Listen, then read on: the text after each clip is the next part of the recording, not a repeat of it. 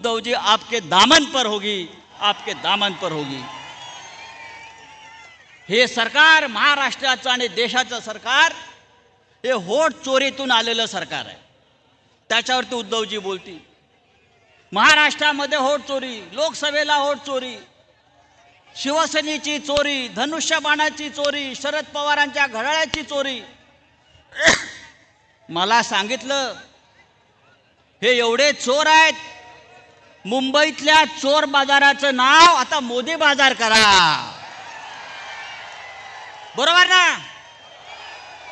मुंबईच्या चोर बाजाराचं नाव मोदी बाजार करा। एवढ्या चोऱ्या ह्या लोकांनी केलेल्या आहेत, मिळेल ते चोरतायत।